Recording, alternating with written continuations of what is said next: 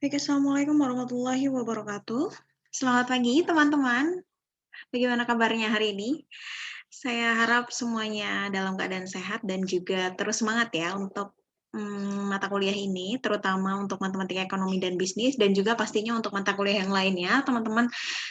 Saya harap bisa fokus dan juga terus semangat. Oke, hari ini insya Allah akan menjadi materi yang terakhir untuk mata kuliah matematika ekonomi dan bisnis di satu semester ini, yaitu di mana hari ini insya Allah kita akan membahas tentang aplikasi integral, teman-teman, setelah di minggu sebelumnya kita sudah membahas mereview tentang integral, dan sekarang kita akan mereview tentang aplikasi integral.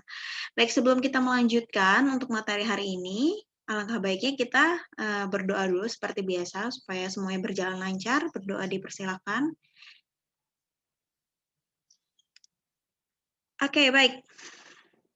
Jadi di beberapa materi kalkulus seperti turunan dan juga sekarang integral, kita sudah tahu ya bahwa kita akan mempelajari selain dari konsepnya secara umum, kita juga akan mempelajari bagaimana aplikasi atau penggunaannya di dalam ekonomi. Seperti itu. Jadi sekarang kita akan fokus ke bagaimana penggunaan integral di dalam bidang ekonomi, di mana kemarin kita sudah membahas ada dua jenis integral, yaitu integral tak tentu dan juga integral tertentu. Baik, untuk yang pertama kita akan mereview tentang integral tak tentu terlebih dahulu, bahwa pada umumnya aplikasi integral ini dikaitkan dengan pencarian fungsi utama atau fungsi total dari seluruh fungsi marginal. Jadi kemarin sudah sedikit kita bahas bahwa integral pada umumnya kita akan mencari bagaimana fungsi awal dari sebenarnya yang kita punya adalah fungsi marginalnya, seperti itu. Jadi kalau misalnya kita punya fungsi A, kemudian fungsi A itu kita turunkan sehingga menjadi A aksen, atau kita katakan saja menjadi fungsi B. Nah, kemudian ketika fungsi B itu kita integralkan nantinya, maka fungsi B itu akan menjadi fungsi A, atau fungsi paling awalnya tadi. Oke, jadi misalnya saja diketahui ada fungsi biaya marginal, dan kemudian akan dicari fungsi biaya total. Jadi kita ketahui bahwa di beberapa materi-materi sebelumnya kita sudah menyinggung apa itu biaya marginal dan bagaimana mencari biaya marginal, khususnya di topik kita tentang turunan. Nah, biaya marginal itu adalah turunan dari fungsi biaya totalnya. Jadi, kalau misalnya ada marginal revenue, berarti dia turunan dari total revenue. Jadi, kalau misalnya ada juga marginal cost, berarti dia turunan dari fungsi total cost, seperti itu ya. Jadi, fungsi biaya adalah fungsi turunan dari, fungsi biaya marginal atau fungsi marginal apapun itu, marginal cost, marginal revenue, dan sebagainya, itu adalah sebuah turunan dari suatu fungsi totalnya, seperti itu ya, baik total revenue, total cost, dan sebagainya.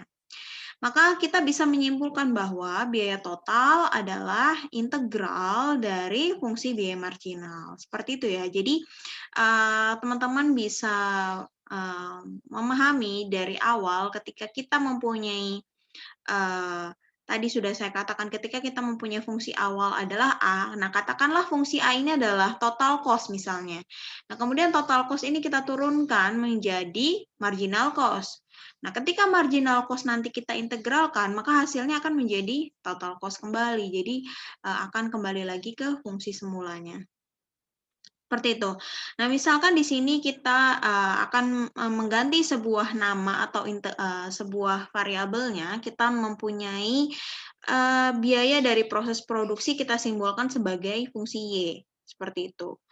Nah, kemudian kita punya unit barang, kita simbolkan menjadi X, maka kita bisa mengatakan bahwa fungsi Y itu sama dengan fungsi X ini.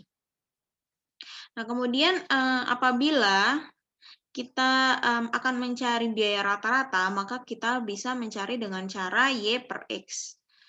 Atau ini adalah biayanya, kemudian X-nya adalah jumlah barangnya. Seperti itu, atau Fx per X. Nah, kemudian untuk biaya marginalnya seperti apa? Nah, kalau misalnya kita mempunyai fungsi awalnya bentuknya adalah Y, maka nanti biaya marginalnya atau fungsi marginalnya kita bentuk Y aksen, karena kan turunan. Atau kita juga bisa menggunakan kalau misalnya fungsinya adalah fx, maka kita f aksen x, seperti itu. Atau juga bisa dx, artinya turunan Y terhadap x. Seperti itu ya. Nah, kemudian dalam hal fungsi biaya total, bilangan konstan harus dapat ditetapkan. Jadi, teman-teman ingat bahwa di materi kita di turunan sebelumnya, aplikasi turunan, bahwa ada biaya total. Nah, biaya total itu adalah akumulasi atau penjumlahan dari fixed cost dan juga variable cost ya. Nah, jadi di dalam fungsi biaya total, kita menganggap bahwa fixed cost nantinya akan menjadi suatu konstan atau C besar seperti itu. Yang mana fixed cost kita ketahui bahwa dia tidak akan terpengaruh oleh besar kecilnya jumlah produksi. Seperti itu. Nah, kemudian kita langsung masuk ke contoh di sini, di mana contoh yang pertama yaitu diketahui biaya marginal Y aksen itu adalah fungsinya 12 minus 5X.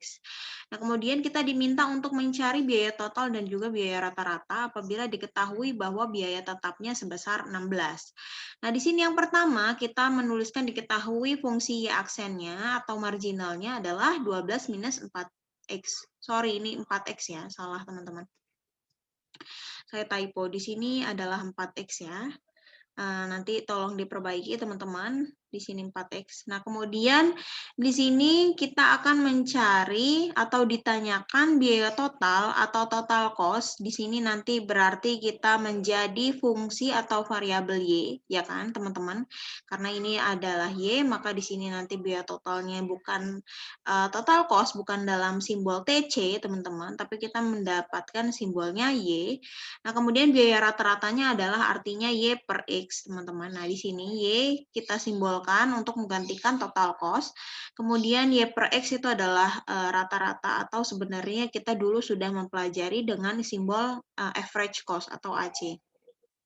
Nah, sehingga kita untuk mencari nilai Y, itu kita harus mengintegralkan marginalnya, teman-teman. Yaitu integral Y aksen dx. Jangan lupa untuk menambahkan dx-nya. Tergantung nanti dari variabelnya. Kalau variabelnya di sini adalah Z, maka di sini dz. Begitu ya. Nah, kemudian di sini integral dari Y aksen dx adalah integral dari 12 minus 4x dx. Dan di sini teman-teman masih ingat ya bagaimana cara mengintegralkan. Jadi kalau ada konstan saja tanpa diikuti variabel, maka diintegralkan hasilnya akan menjadi 12x. Atau kita sematkan, kita sisipkan variabelnya. Nah, kemudian di sini ada minus, kemudian 4x diintegralkan menjadi 4, kita tulis terlebih dahulu sebagai pembilang, kemudian penyebutnya adalah 1 ditambah pangkat dari variabel. Nah, pangkat variabel di sini adalah 1, maka kita tambahkan 1 menjadi 2. Kemudian variabelnya menjadi berpangkat ditambahkan 1. Nah, variabelnya awalnya adalah pangkat 1, kemudian kita tambahkan 1 menjadi 2. Kemudian jangan lupa untuk menambahkan konstanta, karena di sini kita akan mengubah konstanta ini menjadi fixed cost ya. Nah, kemudian 12x minus 4 per 2 menjadi 2, x kuadrat, kemudian di sini plus C plus C. Nah, kemudian karena kita ketahui fixed cost atau biaya tetap dari suatu produksi itu adalah 16, maka ini kita jadikan sebagai sebagai C yang konstan. Seperti itu. Maka kita mendapatkan TC atau si Y yang kita simbolkan sebagai Y itu adalah 12x minus 2x kuadrat plus 16. Nah, tadi kan 12x min 2x kuadrat plus C. Nah, C-nya ini kita ganti 16. 16-nya dari mana? Dari sini sudah diketahui di soal. Bahwa biaya tetapnya atau konstan C-nya itu adalah 16, seperti itu. Nah, kemudian kita mencari biaya rata-ratanya atau Y per X-nya itu dengan cara Y yang tadi teman-teman baru saja temukan dibagi dengan X. Nah, ini tadi kita temukan 12X min 2X kuadrat plus 16, kemudian kita bagi dengan X. Sehingga 12X dibagi X itu adalah 12, minus 2X kuadrat kita bagi X sama dengan minus 2X, dan juga 16 kita bagi X menjadi per 16, 16 per X.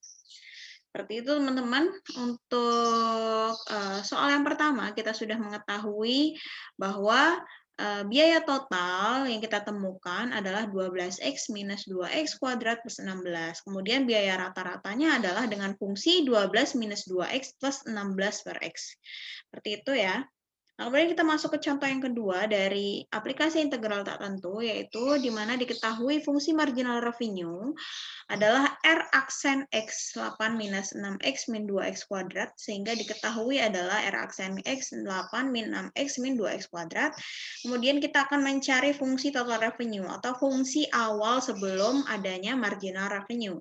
Ya, bahwa marginal revenue teman-teman adalah turunan dari total revenue. Sehingga kita akan mencari apa? Akan mencari total revenue atau kita simbolkan sebagai R saja, seperti itu ya. Sehingga untuk mendapatkan fungsi awalnya kita harus mengintegralkan marginalnya. Oh ya, di sini ada dx, sorry teman-teman saya lupa. Jadi nanti teman-teman di sini tambahkan ya di catatan teman-teman bahwa di sini integral r aksen x dx. Di sini ada dx. Jadi revisi di halaman ini ada di sini ditambahin dx, kemudian ini diganti 4x. Nah, kemudian integral dari 8 minus 6x minus 2dx, 2x kuadrat, di sini ada dx nanti. Nah, langsung kita integralkan teman-teman, di sini 8 konstan diintegralkan menjadi 8x ya, ditambahkan saja di sampingnya yaitu suatu variabel. Kemudian 6x kita integralkan menjadi 6 menjadi sebuah pembilang, kemudian penyebutnya adalah pangkat suatu variabel ditambahkan 1. Nah, pangkatnya di sini adalah 1, kita tambahkan dengan 1 menjadi 2. Kemudian variabel kita tulis X seperti ini. Kemudian pangkatnya juga bertambah 1. Tadinya di sini 1 menjadi 2 sekarang. Nah, kemudian minus 2/3 dari mana? 2 dari koefisiennya si variabel yang ini. Kemudian penyebutnya 3 dapat dari ini. Pangkat variabelnya kan 2. Kemudian kita tambahkan 1 menjadi 3. Ya. Kemudian variabel kita tulis X, kemudian pangkatnya juga bertambah 1, yaitu menjadi 3. Nah, kemudian di sini kita lanjutkan lagi bahwa di sini ada 8x, kemudian 6/2 menjadi 3, dan juga 2/3 x pangkat 3 plus c. Nah, di sini teman-teman bisa cukup sampai di sini saja karena kita tidak mengetahui konstan yang akan kita ubah di sini. Jadi, c-nya tetap kita tulis sebagai c saja. Sudah cukup sampai di sini untuk aplikasi integral tak tentunya, teman-teman sudah bisa mengerjakan bagaimana untuk mencari total cost dan juga total revenue dari masing-masing fungsi marginal yang diketahuinya. Seperti itu ya, teman-teman. Saya harap teman-teman bisa memahami untuk materi yang aplikasi integral tak tentu ini. Sekarang kita akan move ke integral tertentu, teman-teman. Jadi sebenarnya teman-teman, setiap integral dari suatu fungsi itu memiliki nilai yang dapat diartikan sebagai luas area di bawah kurva dari fungsi. Nah, integral tertentu ini dapat diaplikasikan pada berbagai kasus di dalam bidang ekonomi dan bisnis. Contohnya yaitu yang paling sering digunakan pada surplus konsumen, surplus produsen, dan juga revenue atau penerimaan. Nah, untuk yang pertama kita akan mempelajari surplus konsumen, teman-teman. Nah, kurva permintaan menggambarkan jumlah barang yang akan dibeli oleh konsumen pada berbagai tingkat harga. Jadi, teman-teman bisa lihat ya bahwa terdapat sebuah kurva permintaan yang menggambarkan jumlah barang yang akan dibeli oleh konsumen pada berbagai tingkat harga. Jadi, di sini ada kurva permintaan, teman-teman. Nah, pada gambar ini, teman-teman bisa lihat bahwa apabila harganya kita tetapkan sebagai di YO ini, kemudian di X0 ini sebagai jumlah barang yang diminta oleh konsumen. Nah, kemudian apabila sebenarnya konsumen itu mempunyai budget atau anggaran yang lebih dari harga YO ini, misalnya harga barang itu 500, tapi budget saya misalnya atau anggaran yang saya punya di dompet itu ternyata 2.000 gitu kan. Jadi kan saya punya budget lebih nih gitu kan. Jadi artinya sebenarnya konsumen atau saya itu sebenarnya rela membayar lebih tinggi dari harga pasar yang sudah ditetapkan. Jadi karena saya sudah sebenarnya menyiapkan ancang-ancang dengan harga 2.000 gitu. Jadi sebenarnya saya rela untuk membayar lebih dari yang sudah ditetapkan ini gitu kan. Nah, kemudian karena ternyata harganya sudah ditetapkan dari pasar ini segini, Y0 ini, maka artinya saya mendapatkan keuntungan karena adanya kenyataan bahwa harga dari pasar itu hanya sekitar 500 ini gitu misalnya. Padahal saya menyiapkan 2.000 gitu. Artinya saya punya keuntungan lebih yaitu 1.500 gitu. Saya mempunyai anggaran yang lebih atau istilahnya sisa gitu, sisanya dari anggaran yang sudah saya tetapkan. Begitu. Jadi karena artinya saya mempunyai keuntungan atau lebih, maka di situ saya dinilai sebagai di situ adalah konsep dari surplus konsumen, yaitu total keuntungan yang saya nikmati karena saya mempunyai kelebihan tadi, seperti itu. Nah, kemudian teman-teman bisa lihat bahwa di sini ada fungsi Y atau kurva fungsi Y fx, teman-teman. Nah, karena di sini adalah biaya yang dianggarkan, yang ditetapkan pasar, kemudian ini yang jumlah diminta, maka artinya surplus konsumen surplus konsumen itu ada di daerah sini, teman-teman. Karena harga yang saya punya tadi ternyata segini maksimum gitu kan. Saya mempunyai anggaran segini, tapi ternyata cuma segini harga dari pasar. Artinya berarti sisa keuntungannya ada di sini, teman-teman. Keuntungan konsumennya atau surplus konsumen. Bukan keuntungan yang bagaimana, tapi bukan keuntungan dari hasil penjualan ya, tapi keuntungan yang dalam artian surplus atau sisa dari budget yang kita punya, seperti itu. Sehingga luas area di bawah kurva permintaan ini, ya, di bawah kurva permintaan, namun juga ada di atas area dari penetapan harga dan juga permintaan tadi disebut sebagai area surplus konsumen, yaitu surplus konsumen ada di sini yang diarsir ini ya. Seperti itu. Teman-teman bisa dipahami ya bagaimana konsep surplus konsumen ini.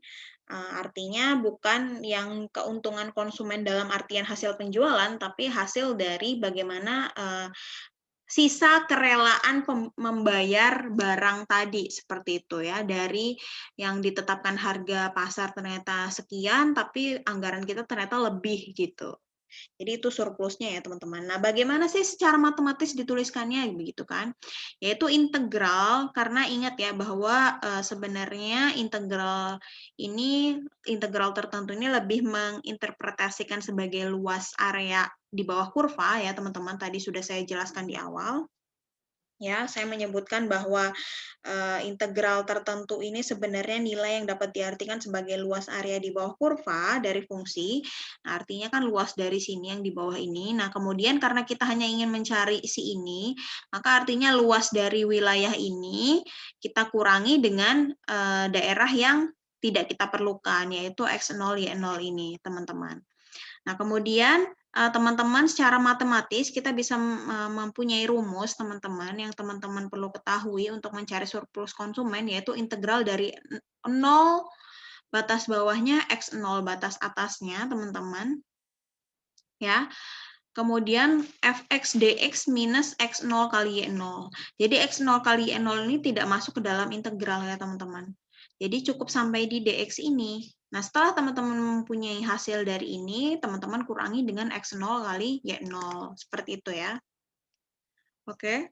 Jadi integralnya batas bawahnya 0, berarti artinya dari sini, ini kan titik awalnya 0 ya teman-teman. Kemudian sampai di sini, berarti integral dari sini sampai di titik sini, sampai di titik x0 ini. Kemudian kita kurangi dengan daerah yang tidak diarsir ini, untuk mendapatkan hasil untuk daerah yang diarsir. Begitu ya teman-teman. Di mana fx dx ini adalah nantinya fungsi permintaan, kemudian x0 ini adalah unit barang yang diminta, dan y0 ini adalah harga barang. Seperti itu ya, harga barang yang ditetapkan. Seperti itu, untuk mencari surplus konsumen. Nah, supaya tidak bingung, kita langsung masuk ke contoh, teman-teman. Jadi, di sini ada fungsi permintaan, yaitu Y sama dengan 32 min 4X min X kuadrat. Nah, kita diminta untuk menghitung surplus konsumen apabila diketahui X0 sama dengan 3, atau diketahui unit barang yang diminta oleh konsumen adalah 3 unit. Seperti itu ya. Nah, pertama kita tulis terlebih dahulu diketahui Y sama dengan 32 min 4X min X kuadrat. Kemudian kita juga mengetahui bahwa X0 atau unit barang yang diminta adalah 3. Nah, ditanyakan adalah surplus konsumen. Nah, kita masuk pertama, kita akan mencari dulu Y0. Karena di sini kan kita harus mencari harganya dulu ya, supaya kita bisa mencari surplus konsumennya. Nah, karena kita sudah mempunyai fungsi permintaan, kemudian kita sudah mempunyai unit barang, kita bisa mencari bagaimana besar harga dari pasar yang ditentukan. Seperti itu. Dengan cara, apabila X0 sama dengan 3, maka kita bisa memasukkan fungsi X, nilai X ini ke dalam fungsi permintaan ini. Sama seperti ketika teman-teman di sebelumnya sudah mempelajari fungsi permintaan yang P sama dengan bla bla bla bla, ada Q-nya itu. Nah, kemudian teman-teman tahu nih nilai Q-nya. Nah, teman-teman bisa kan kemudian menemukan nilai si P-nya. Nah, sama seperti itu. Hanya saja di sini kita berbeda simbol atau berbeda variabel. Di sini kita menggunakan Y dan juga X. Seperti itu ya, teman-teman. Jadi di sini kita ketahui Y, kemudian kita ketahui X0-nya. Nah, sehingga kita bisa mencari Y0-nya atau harga barangnya, yaitu dengan cara memasukkan nilai X ke dalam fungsi permintaan ini.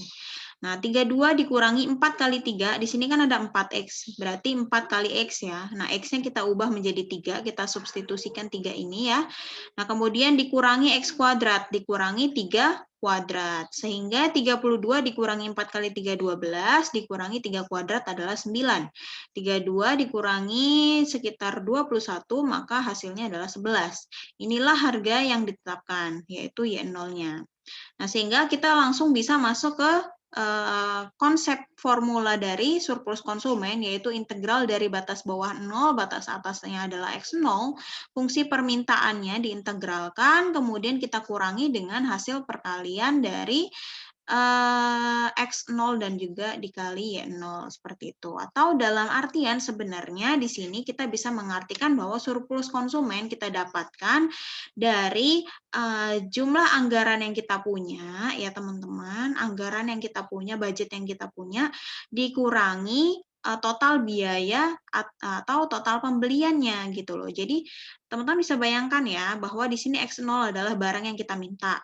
Kemudian Y0-nya adalah harga pasarnya. Jadi kalau misalnya contoh di sini adalah 5 barang, kemudian di sini harganya 1.000 tadi, jadi 5 kali 1.000 kan 5.000. Jadi saya harus membayar 5.000 di pasar. Padahal di sini saya misalnya saja mempunyai anggaran 10.000 gitu.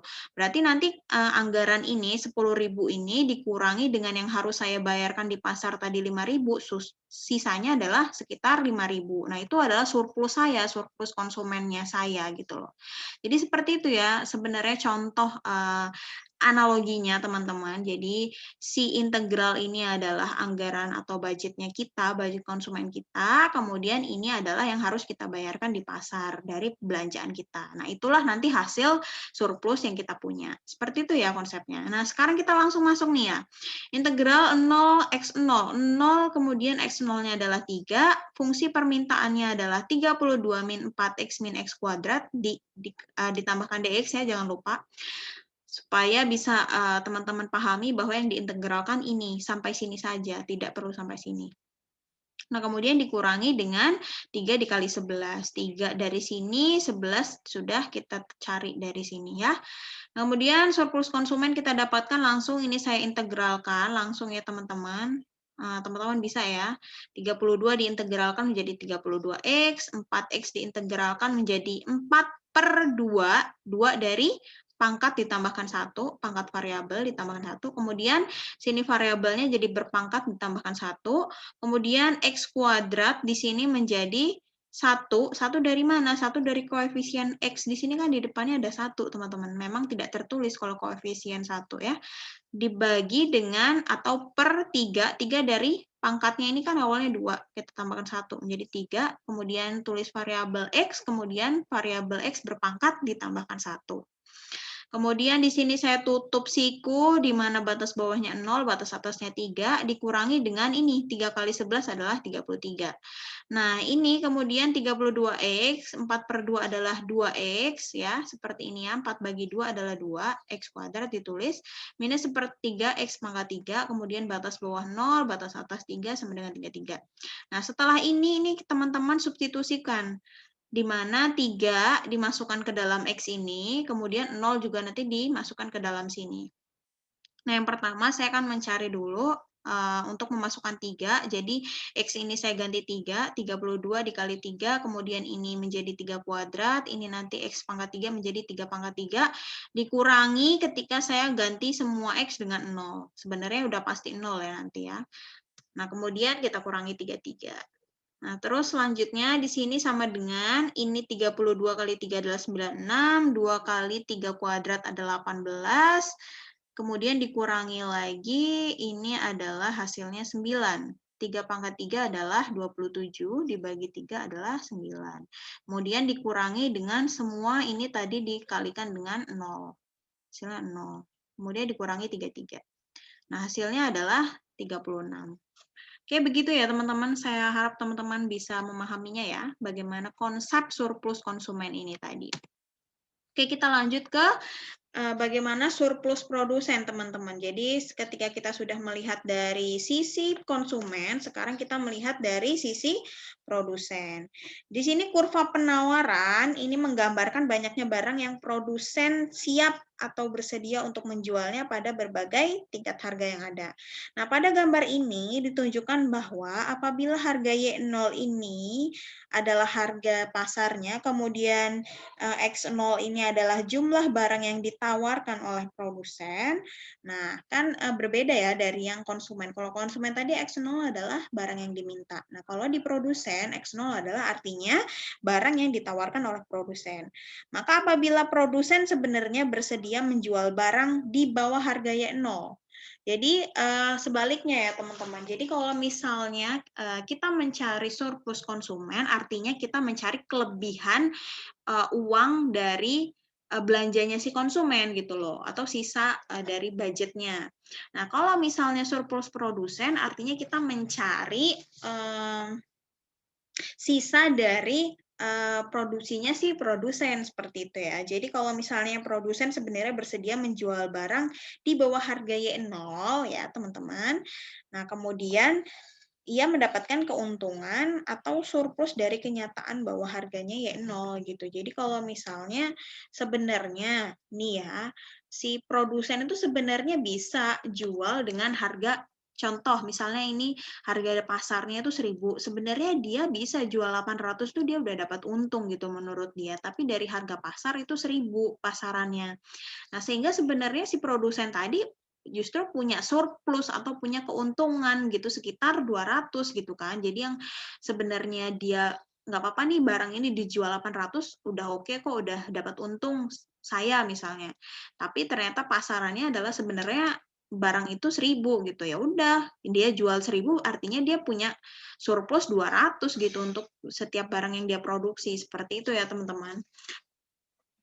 Nah, sehingga teman-teman ketika bisa memahami konsep ini, artinya adalah bahwa ketika hasil penjualan barang yang dia produksi tadi dengan harga pasaran itu kan lebih tinggi, istilahnya lebih banyak dibandingkan harga yang sebenarnya bisa dia jual gitu loh teman-teman. Bisa paham ya konsepnya? Jadi kalau misalnya saya sebagai produsen, saya menetapkan harga sebenarnya di sini nih, misalnya 500, kemudian harga pasaran 1.000. Nah, kemudian ketika teman-teman membeli barang saya 10 saja dengan harga pasaran dari 1.000, terus teman-teman beli 10 nih, dari 1.000 dan 10, jadi artinya kan ada 10.000 nih pendapatan yang saya dapat, ya kan? Padahal sebenarnya saya pengen jualnya 500 aja gitu, 500 rupiah. Nah, sehingga sebenarnya saya kan seharusnya bisa dapat 5.000 doang, tapi karena harga pasarannya 1.000, maka saya dapat 10.000. Nah, artinya surplus saya adalah sekitar 5.000, teman-teman, gitu.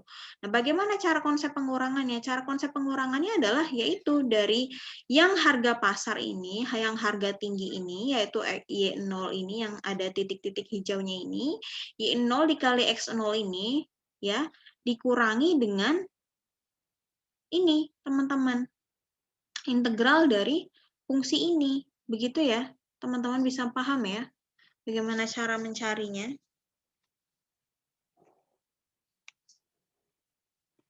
Jadi kalau misalnya di sini saya 500, di sini 1000, artinya ini adalah yang seharusnya saya dapatkan, tapi saya mendapatkan segini gitu. Artinya ini adalah surplus saya ya. Teman-teman bisa paham ya, begitu ya. Di sini saya sebenarnya barang saya bisa dijual dengan harga segini, tapi pasarannya dijual dengan segini. Artinya daerah yang ini dari sini ke sini itu adalah surplus saya. Sehingga dirumuskan secara matematis adalah X0 dikali Y0, yaitu X0 dikali Y0 itu adalah luas ini, luas kotak ini ya teman-teman, dikurangi dengan integral dari batas bawah 0, batas atas X0 dari fungsi fx dx, dikurangi daerah ini. Inilah hasilnya surplus produsen nanti. Begitu ya. Jadi kalau X0 tadi di surplus konsumen sebagai jumlah yang diminta, sekarang X0 adalah jumlah barang yang ditawarkan oleh produsen. Kemudian Y0-nya juga tetap sama-sama harga barang ya. Oke, masih bisa dipahami ya teman-teman ya, perbedaan antara produsen dan konsumen, surplus produsen dan surplus konsumen. Ya, jadi kalau surplus konsumen itu adalah kelebihan anggaran konsumen yang sebenarnya dia mampu bayar lebih, tapi ternyata harga pasarnya ternyata lebih murah daripada ekspektasi dia, sehingga dia punya surplus. Nah, kalau produsen juga hampir mirip, di mana kalau produsen itu adalah harga yang sebenarnya ia bisa terapkan, dia bisa terapkan dengan harga murah, namun harga pasarannya justru ternyata lebih tinggi, sehingga di situ dia nanti punya surplus, begitu ya. Nah, untuk kita masuk ke contoh supaya teman-teman bisa lebih paham di sini. Di sini apabila diketahui fungsi penawarannya adalah Y sama dengan X plus 2, kemudian dikuadratkan keduanya. Nah, hitunglah surplus produsen apabila kita mempunyai atau mengetahui harga sebesar Y0 sama dengan 25. Oke, begitu. Nah, teman-teman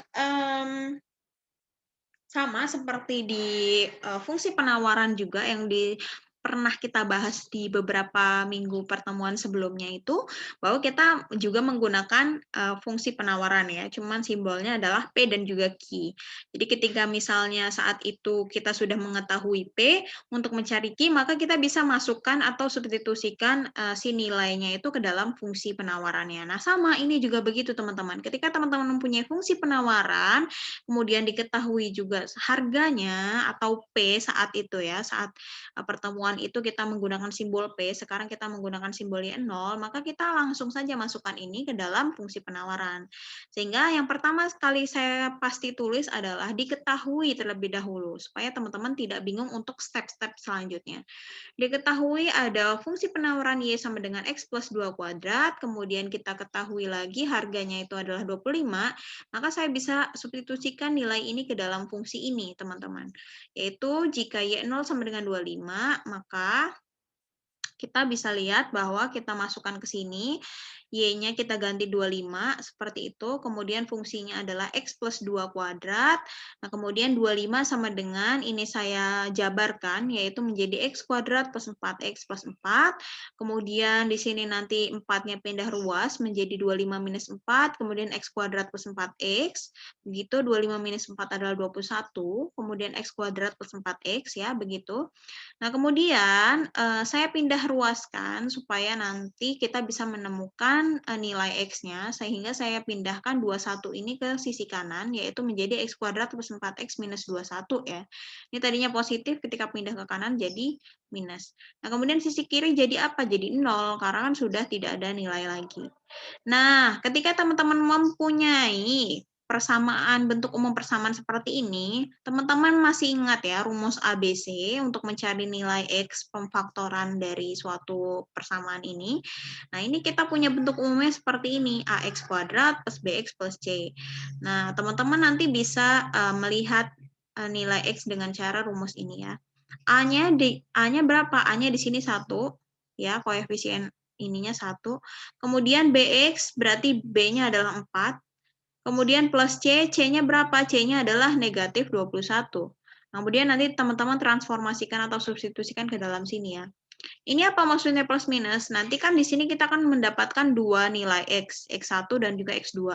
Nah, X1 teman-teman bisa gunakan plus, jadi minus B plus akar B kuadrat min 4AC per 2A. Kemudian untuk mencari X2 nanti sama dengan minus B berarti minus akar B kuadrat minus 4AC per 2A. Nanti teman-teman dapatkan nilai X1 berapa, X2 berapa. Ini rumus untuk ABC. Nah, namun saya tidak menggunakan rumus itu, saya langsung bisa menebak. Ya, terkadang kita langsung bisa menebak bagaimana pemfaktorannya, sehingga saya langsung menjadikan seperti ini, X plus 7, X minus 3 sama dengan 0. Jadi ini ketika saya jabarkan, ketika saya persempit bisa menjadi seperti ini. Kurang lebih ya. Jadi nanti ketika ini teman-teman kalikan juga hasilnya adalah seperti ini, ketika teman-teman jabarkan. Nanti teman-teman ketika menggunakan ini juga teman-teman akan menemukan seperti ini ya, yaitu X plus 7, X minus 3 sama dengan 0. Nah, ketika sudah dalam kondisi seperti ini, maka kita selesaikan satu persatu. X plus 7 sama dengan 0. X plus 7 sama dengan 0. Maka X sama dengan 7-nya pindah ke kanan, supaya 0-nya ini hilang. X plus 7 sama dengan 0, X sama dengan, yaitu 7 pindah ke kanan menjadi minus 7. Kemudian begitu pun yang X minus 3, X minus 3 sama dengan 0.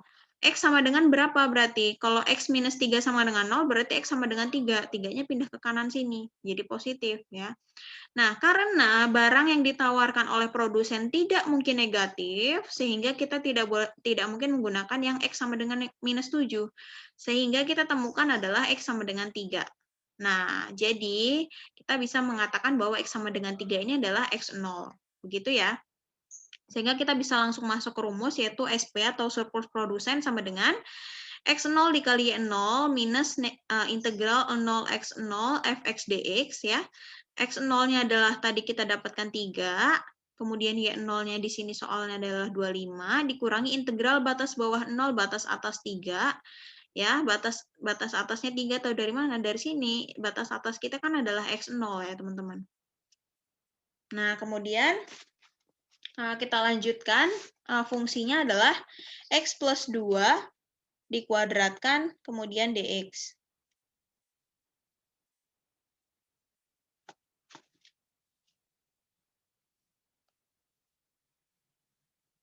Kemudian teman-teman bisa lihat ya, kita 3 kali 2575, kemudian dikurangi integral ini saya jabarkan dulu, X plus 2 kuadratnya, X kuadrat plus 4X plus PE plus 4 DX, kemudian surplus produsen sama dengan 75 dikurangi, nah ini teman-teman integralkan.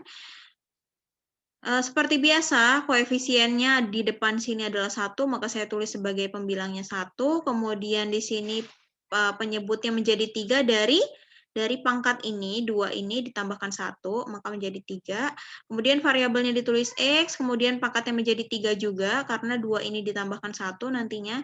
Kemudian 4X diintegralkan menjadi 4, ditulis dulu, di sini koefisiennya X adalah 4, saya tulis di sini 4. Kemudian 2 dapat dari pangkat X ini ditambahkan 1, ya.